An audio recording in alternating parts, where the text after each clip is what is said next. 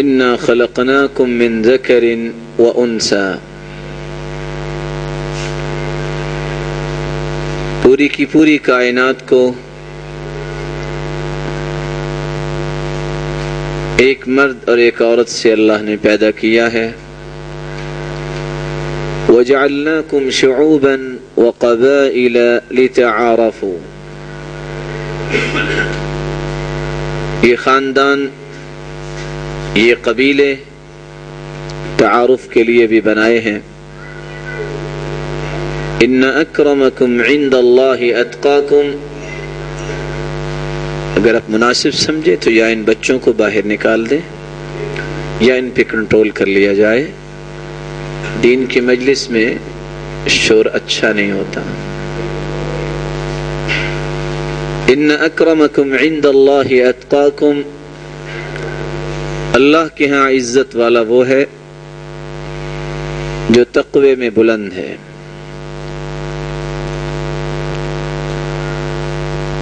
نبی کریم صلی اللہ علیہ وسلم کی بعثت سے پہلے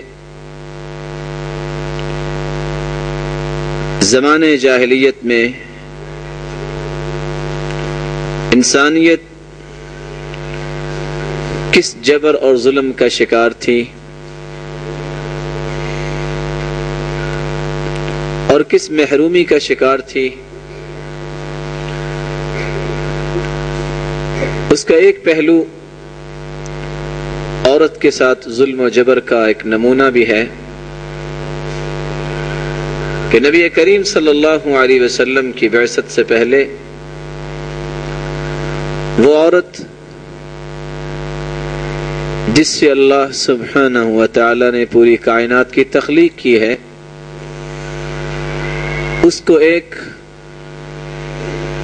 خبیث جرثومہ سمجھا جاتا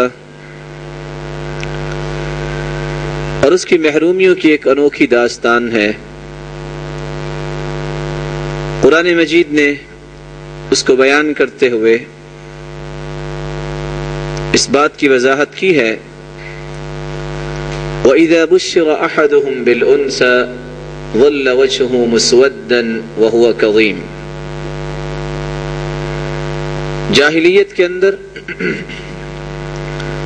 اگر کسی کے گھر بیٹی پیدا ہو جاتی،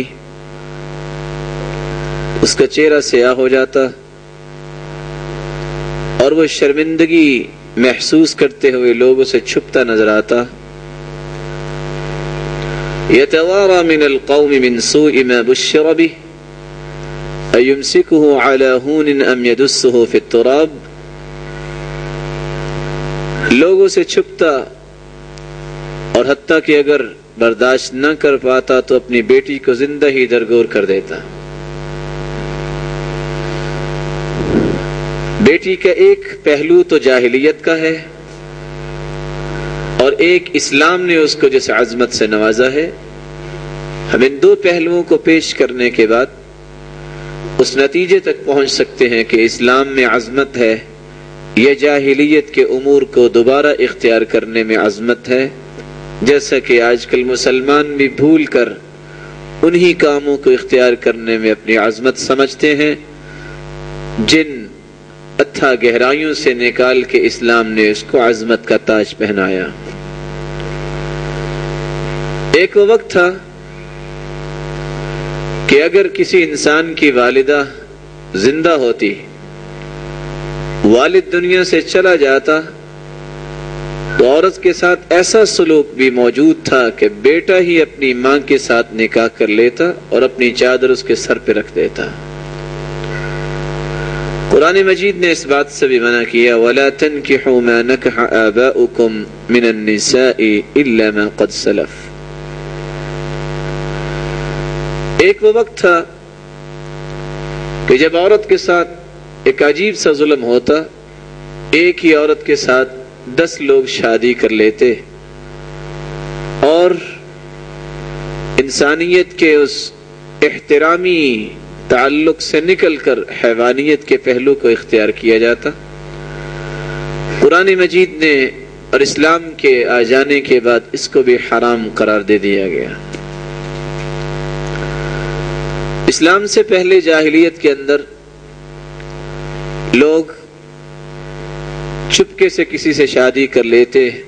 آج کل بھی جاہلیت کا یہ نمونہ کورٹ میرج کی شکل میں موجود ہے، جبکہ اللہ کے رسول صلی اللہ علیہ وسلم پہ نازل ہونے والا قرآن یہ کہتا ہے وَلَا مُتَّخِذَاتِ أَخْدَانٍ، چپکے سے دوستیاں بنانے والے اور دوستیاں بنانے والی جو ہیں ان کی شادی نہیں ہو سکتی. اور نبی کریم صلی اللہ علیہ وسلم نے بھی فرمایا لعن اللہ المختفیہ والمختفیۃ، اسلامی حدود کو پامال کرنے والی عورتیں اور اسلامی حدود کو پامال کرنے والے مرد، ان دونوں پہ لعنت ہے جو خفیہ طور پہ اپنے غیر شرعی تعلقات کو وابستہ کرتے ہیں. اسلام سے پہلے بلکہ ابتدائی اسلام میں بھی یہ بات موجود رہی،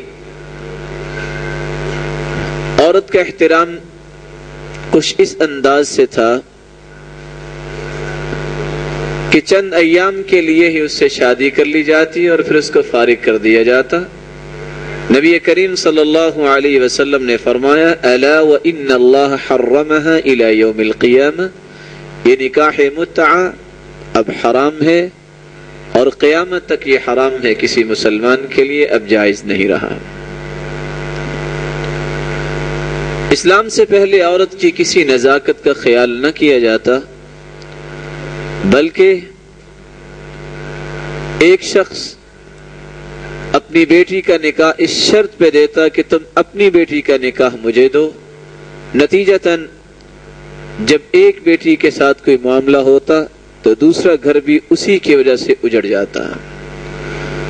نبی کریم صلی اللہ علیہ وسلم کے بارے میں صحابی فرماتے ہیں نہا رسول اللہ صلی اللہ علیہ وسلم عن الشغار، اللہ کے رسول صلی اللہ علیہ وسلم نے ایسے نکاح سے منع کر دیا چونکہ اس میں عورت کی نزاکت کا خیال نہیں کیا گیا.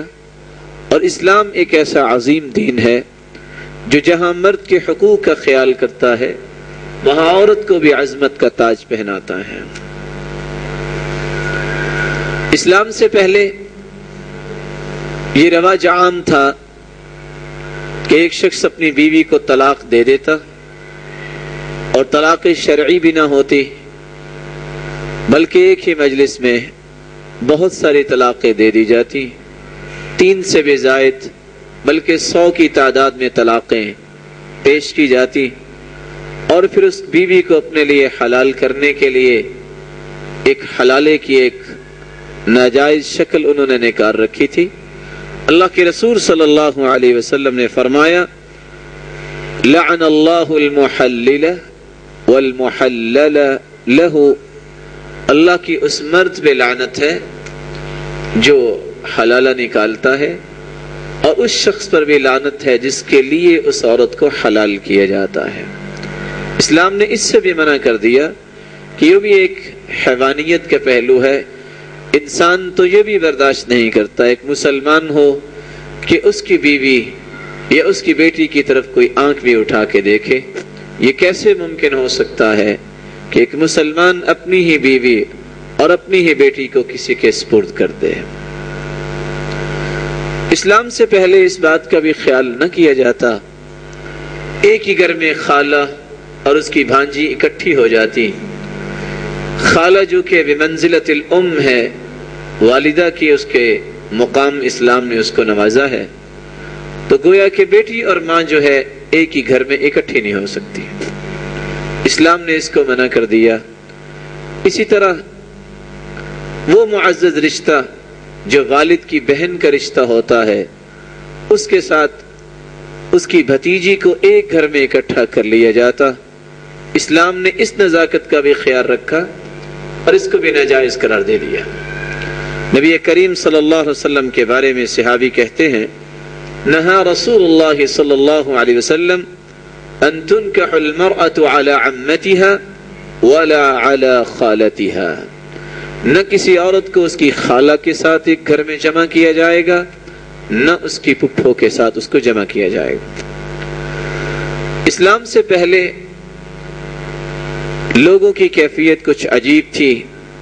ایک ہی شخص جو ہے وہ دو بہنوں سے شادی کر لیا کرتا.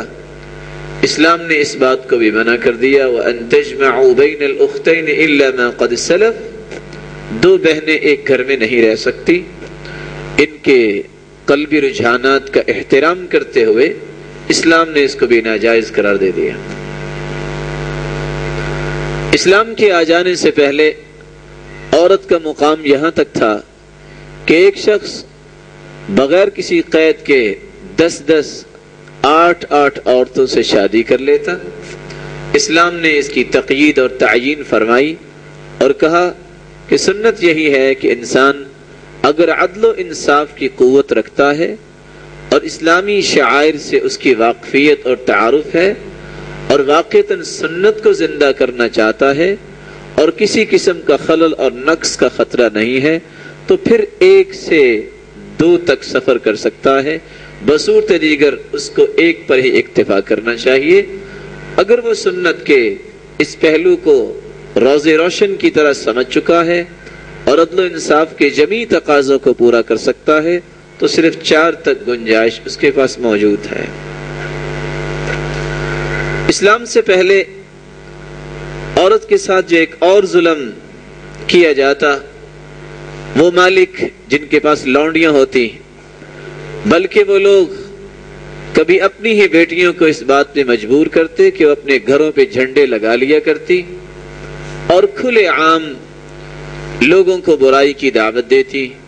اسلام نے اس کو بدکاری کا نام دیا اور اس سے منع کر دیا. بلکہ سب سے ابشع صورت جو اسلام کے اندر تھی، جو انسان سن کر بھی پریشان ہو جاتا ہے، کہ قوت کو چاہنے والے لوگ اپنی ہی بیوی کو کسی پہلوان کے گھر بھیج دیتے یہ کہہ کر استبضعی منہ، جاؤ کو 2 ماہ اس کے پاس گزارو تاکہ کل کو پیدا ہونے والا بچہ اسی کی طرح پہلوان ہو، تاکہ میدان عمل میں ہم یہ فخر کر سکیں کہ ہمارا بیٹا بہت جوان ہے. اسلام نے اس کو بھی حرام قرار دے دیا اور اس سے منع کر دیا. نبی کریم صلی اللہ علیہ وسلم کی آمد کے بعد یہ وہ تمام بھیانک پہلو جو جاہلیت کے اندر موجود تھے یہ ختم ہوئے، جس کی بنیاد اور جس کی انتہا بے پردگی، تبرج اور غیرت سے دوری، ناجائز تعلقات اور خفیہ رابطے، یہی بنیاد بنے جس نے انسانیت کو بگاڑ کے رکھا. اور اگر بنی اسرائیل کی قوم کے بارے میں ہم کتابوں کی ورق گردانی کرتے ہیں تو ہمیں یہ پتہ چلتا ہے کہ بنی اسرائیل کی قوم پہ جو عذاب کا سبب بنا تھا وہ یہی تھا، ان میں تبرج، سفور اور بے پردگی عام تھی، جس کی بنا پر اللہ سبحانہ و تعالی نے اس قوم کو عذاب سے دوچار کیا. بلکہ صحیح الجامع کی روایت کے مطابق اللہ کے رسول صلی اللہ علیہ وسلم نے چوہے کے بارے میں اور چھپکلی کے بارے میں فرمایا یہ قوموں میں سے قوم ہے جس کو اللہ نے مسخ کر کے چوہے کی شکل دے دی ہے. تو اسلام سے پہلے عورت کا کوئی مقام نہیں تھا، بلکہ